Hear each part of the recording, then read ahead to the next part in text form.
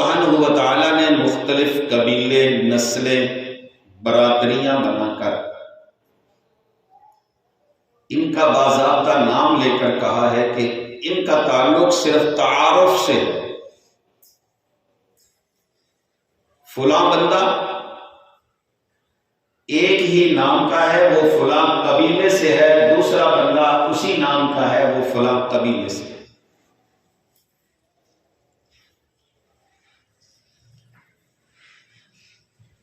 اور جو شخص جاہلیت کی طرح تعصب قائم کرتا ہے ان برادریوں میں اور ان قبیلوں کی وجہ سے متکبر بن جاتا ہے، دوسروں کو نیچا دکھلاتا ہے یا نیچا سمجھتا ہے،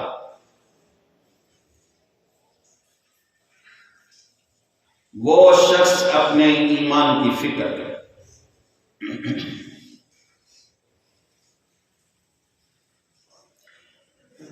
کیونکہ تعصب جو ہوتا ہے یہ جہاں کہیں بھی پیدا ہوا، جہاں کہیں یہ آیا، اس نے تباہی مچا دی۔ تعصب بطور برادری کے آیا تو اس نے تکبر پیدا کیا، اسی طرح تعصب جب لوگوں کے اندر عام ہو جائے تو متعصب شخص کی آنکھیں بند ہوتی ہیں، وہ انتھی تقلید میں چلتا ہے۔ متعصب شخص اپنے علاوہ یا اپنے نظریے کے لوگوں کے علاوہ دوسروں کو باطل تصور کرتا ہے، اس کے اندر کشادگی نہیں ہوتی، اس کے اندر فراخ دلی نہیں ہوتی، اور وہ تعصب کی عینت سے جب سب کو دیکھتا ہے تو سب کو نیچا سمجھتا ہے اور اپنے آپ کو اونچا اور بلند سمجھتا ہے۔ یہی خرابی کی بنیاد ہے۔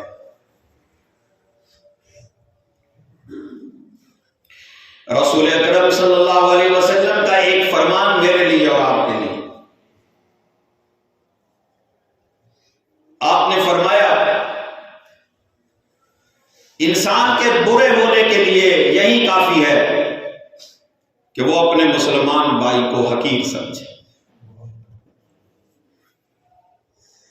یعنی ہمارے نزدیک تو برا شخص کوئی اور ہوگا، لیکن میرے اور آپ کے رسول صلی اللہ علیہ وسلم کے نزدیک برا شخص سب سے زیادہ برا وہ ہے جو اپنے بھائی مسلمان کو اپنے سے کمتر سمجھتا ہے، حقیر جانتا ہے۔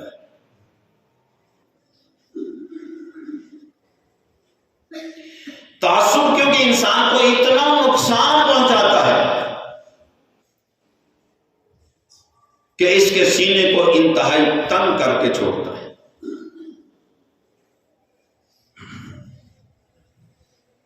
اس کو صرف اپنا آپ نظر آتا ہے متعصب شخص کو،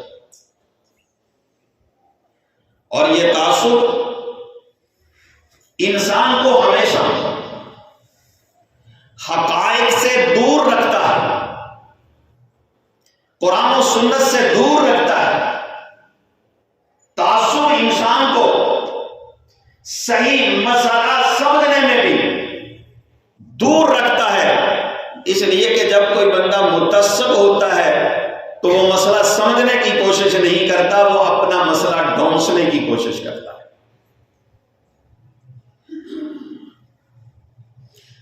کیونکہ تعصب اتنی بری چیز ہے جس کو کسی بھی صورت رسول اکرم صلی اللہ علیہ وسلم نے اور پھر آپ کے تعلیم یافتہ، تربیت یافتہ اصحاب نے کبھی بھی اس کو ناپسند کیا ہے اور نہ اس کے وہ ماننے والے بنے، بلکہ ہمیشہ تعصب کی انہوں نے تردید کی ہے، کیونکہ تعصب انسان کو بہت دور دھکیل کر پیچھے لے جاتا ہے۔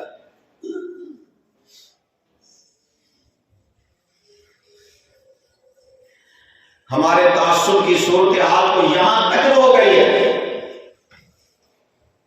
کہ آپ کسی کو قرآن کی آیت پڑھ کر سنائیں، اس کا ترجمہ بتلائیں اور اس آیت کی تفسیر صحابہ رضوان اللہ علیہ اجمعین سے کر کے دکھائیں، وہ تعصب کی بنیاد پہ یہ کہے گا کیا یہ آیت میرے مولوی کو نہیں آتی؟ کیا میرے مولوی کو نہیں پتا؟ اور یہ بیماری تعصب کی اس کو حقیقت سے دور کر دیتی ہے، حقیقت کے قریب نہیں کرتی۔ تعصب سے انسان کہیں کا کہیں چلا جاتا ہے۔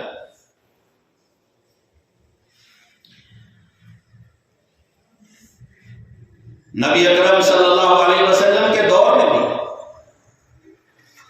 تعصب کو اس قدر پھیلایا گیا کہ تاکہ متعصب شخص یہ دراصل اس کے اندر بیماری یہاں تک ہوتی ہے، وہ سمجھتا ہے کہ اگر اس نے کسی دوسرے کی بات کو سن لیا تو یہ میری بات پہ ڈٹا نہیں رہے گا، میرے ساتھ نہیں چلے گا، بلکہ ہو سکتا ہے دوسرے کی بات کو قبول کر لے، تو وہ اس کے بارے میں پہلے ہی متعصبانہ باتیں پھیلانا شروع کر دیتا ہے۔ آپ دیکھیں رسول اکرم صلی اللہ علیہ وسلم کے بارے میں کتنا تعصب پھیلایا گیا۔ ایک شخص کہتا ہے محمد صلی اللہ علیہ وسلم نعوذ باللہ جادوگر ہے۔ بھائی کیوں جادوگر ہے؟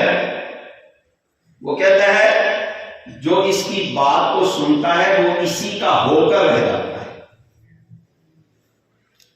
اب پہلے تو یہ بات پھیلائی کہ یہ جادوگر ہے تاکہ آپ کے پاس کوئی نہ بیٹھے، پھر دوسری بات یہ پھیلائی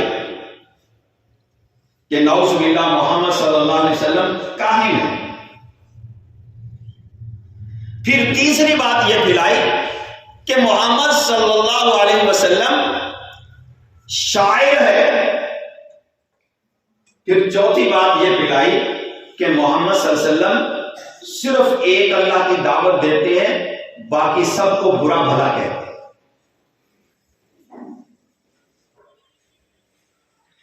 محمد صلی اللہ علیہ وسلم کہتے ہیں اکیلا اللہ ہی سارے کام کرتا ہے، اور دیکھیں جی ہمارے بزرگوں کو نہیں مانتے، اتنے بڑے کرنے والے بزرگ یہ ان کو نہیں مانتے۔ یہ کس لیے ہے؟ یہ تعصب اس لیے پھیلایا جاتا تھا کہ کوئی شخص نبی اکرم صلی اللہ علیہ وسلم کے پاس آ کر ان کی بات کو سننا۔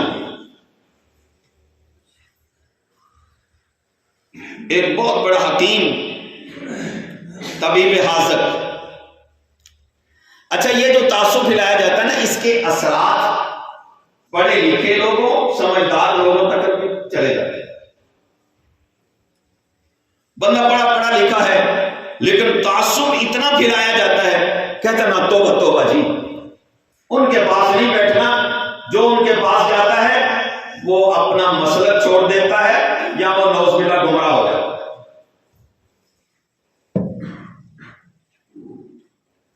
تو یہ طبیب حاذق مکہ مکرمہ میں حج کے لیے آئے، زماد اس کا نام ہے،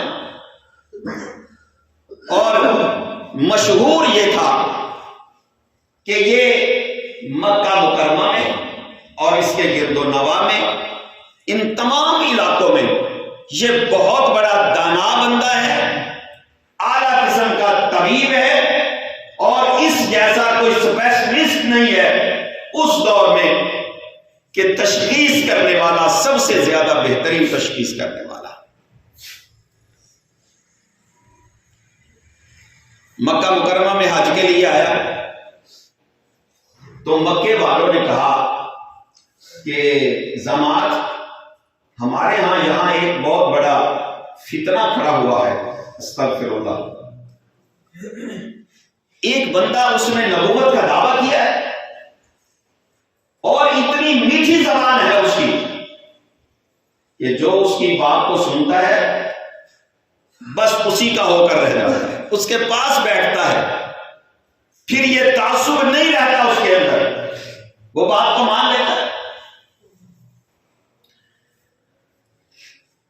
زماد کہتے ہیں اتنا اثر ہوا میرے اوپر کہ میں نے اپنے کانوں کے اندر روئیاں ڈھونس لی، روح دے لی کہ کہیں محمد صلی اللہ علیہ وسلم کی بات میرے کانوں میں نہ پڑ جائے۔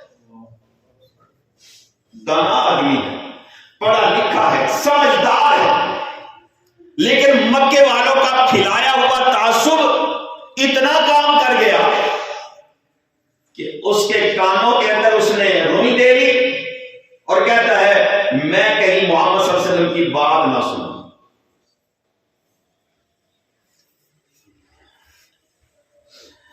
زماد کہتا ہے میں بیت اللہ کا طواف کر رہا تھا تو میں نے دیکھا ایک خوبصورت چہرے والا، جس کی خوبصورتی کا عالم یہ ہے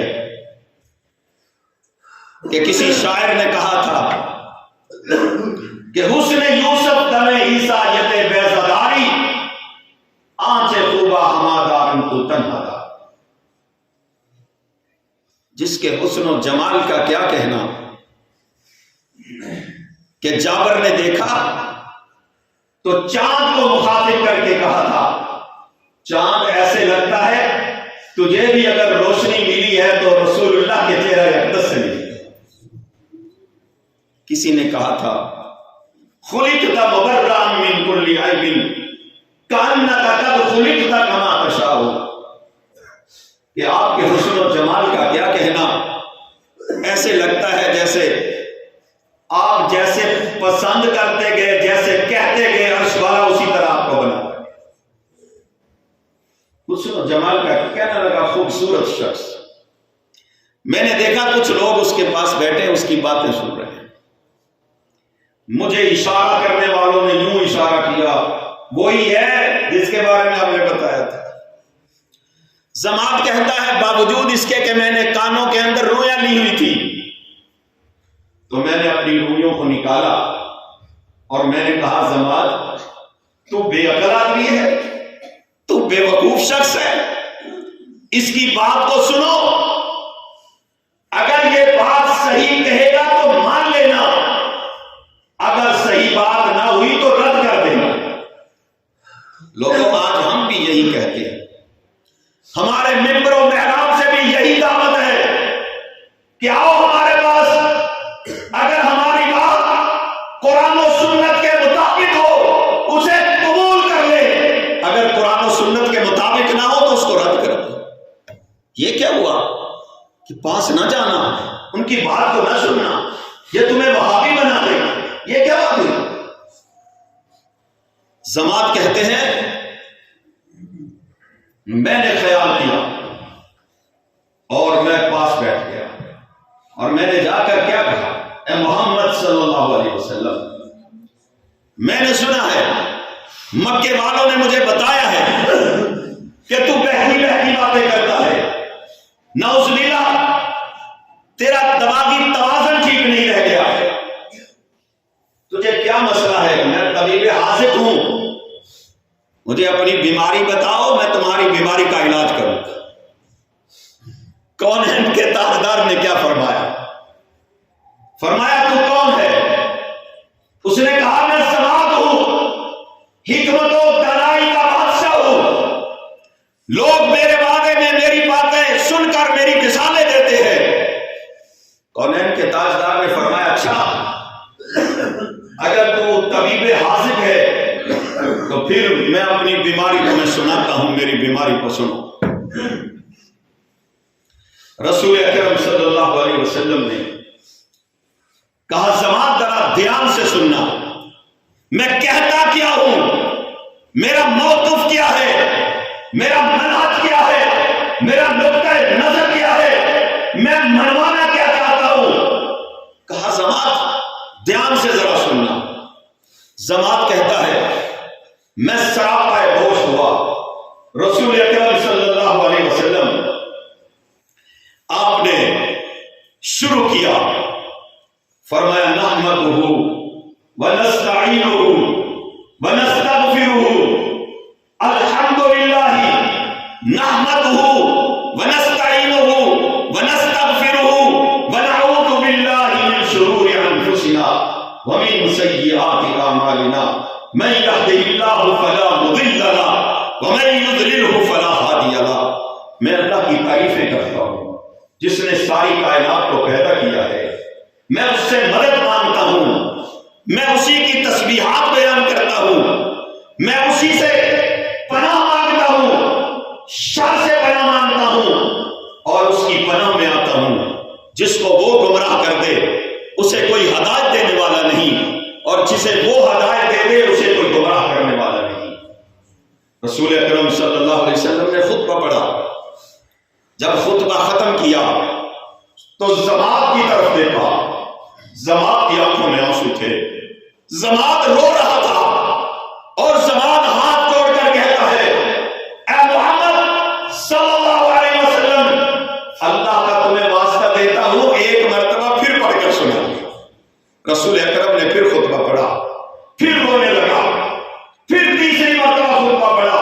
تیسری مرتبہ خطبہ پڑھنے کے بعد کہتا ہے کہ اے محمد صلی اللہ علیہ وسلم، لوگوں نے یہ تعصب پھیلایا ہوا تھا آپ کے خلاف، لیکن آپ کی بات سننے کے بعد میں اس نتیجے پر پہنچا ہوں کہ علاج آپ کا نہیں، علاج میرا ہونے والا ہے.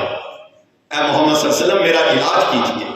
رسول اکرم صلی اللہ علیہ وسلم نے کلمہ پڑھایا، مسلمان کر. میرے بھائیوں، جب تک انسان تعصب کی اینت کو اتارتا نہیں ہے، اس کو نہ قرآن سمجھ آتا ہے، نہ حدیث سمجھ آتی ہے، نہ صحابہ کے فرامین سمجھ آتے ہیں، کیونکہ وہ تو تعصب میں پڑا ہوا ہے. وہ تو سنی وہابی کے تعصب میں ہے. وہ تو نہ قرآن کی بات ماننے کے لیے تیار ہے، نہ حدیث رسول کو ماننے کے لیے تیار ہے. تو یہ تعصب انسان کو برباد کر دیتا ہے. میرے بھائیوں، اللہ تعالیٰ سے دعا ہے اللہ تعالیٰ ہمیں تعصب جیسی لعنت سے بچائے اور قرآن و سنت، حدیث رسول اور صحابہ رضوان اللہ علیہم اجمعین کے فرامین کو ماننے والا بنائے. وآخر دعوانا الحمدللہ.